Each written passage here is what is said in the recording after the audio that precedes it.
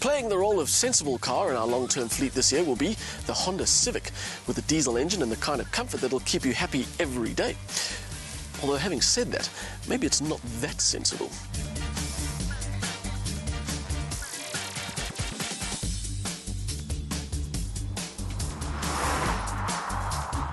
Yes, you can fit 5 people and it's not ostentatious and it won't keep you up at night wondering how you're going to afford the fuel bill, but still, it's not exactly your average looking hatchback, is it? By comparison to everything else in its class, it's a little bit out there. I've always liked the look of the Civic, not just because it is different, but because there's something about its dimensions and the way it all fits together. There is something I can say I'm not mad about, and that's these rear lights that sort of protrude in this mid-mounted mini wing. It's not just the style that we have to get used to, it also affects the rear view from inside the car. So, not a perfect start then, but there is more to this car, like the quirky fins at the rear, which we can only assume are some kind of aerodynamic device. The optional 17-inch wheels are an especially nice addition, although as yet we haven't been able to find out what the tyre pressure should be. All the obvious places list pressures for the smaller wheels only. The two-tone front end with its LEDs give this mild-mannered Civic a look that's bordering on aggressive, and one that looks especially good on the move.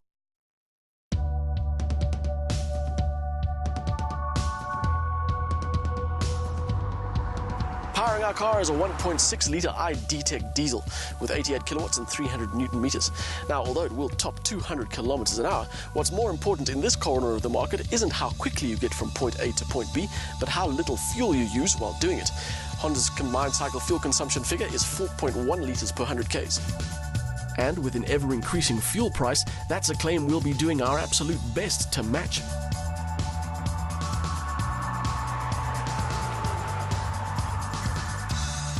The Civic is fitted with a 6-speed manual gearbox, which is the only option in this model, but it's certainly not a bad one.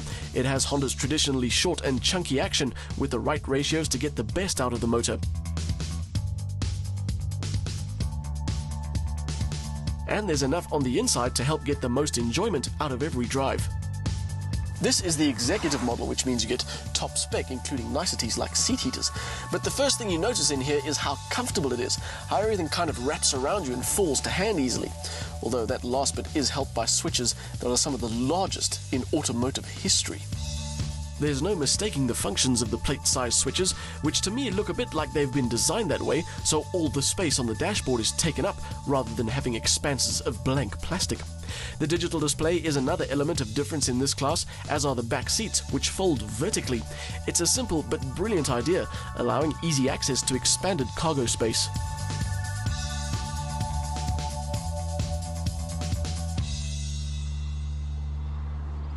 The hatchbacks that generally get the headlines are the Volkswagen Golf and the Ford Focus, and the Honda Civic hardly ever gets a mention.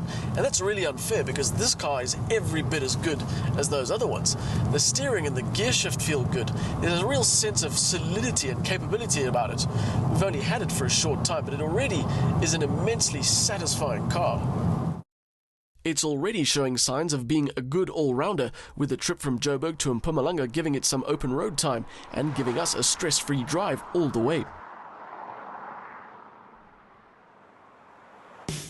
Back in town, the Civic mixes a smooth ride with easy power. In fact, it'll deliver a bit of torque steer if you're too heavy with the throttle on pull-off.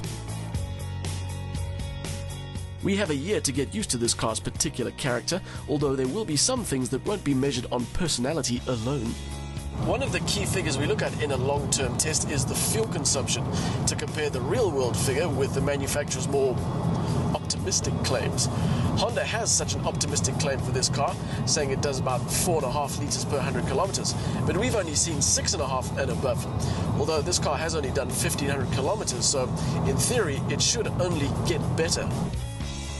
And in the time between that road trip and now, it has indeed improved, with the regular figure on our dashboard now around the 5.5 mark. It's a figure that's achieved with some ease. Short shifting and coasting on downhills isn't exactly the way we do things around here. So maybe Honda's figures aren't as optimistic as we first thought. We have a year and 20,000 kilometers to find out just how well it does on that count, and a whole bunch more as well.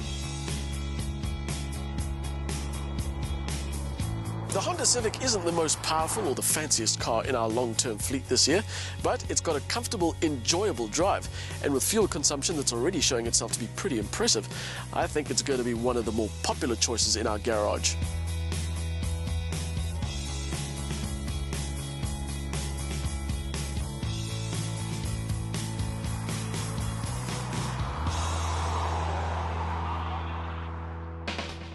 The 1600 motor delivers unexpectedly strong performance, but its open-road cruising and easy overtaking ability are matched at decent fuel consumption figures.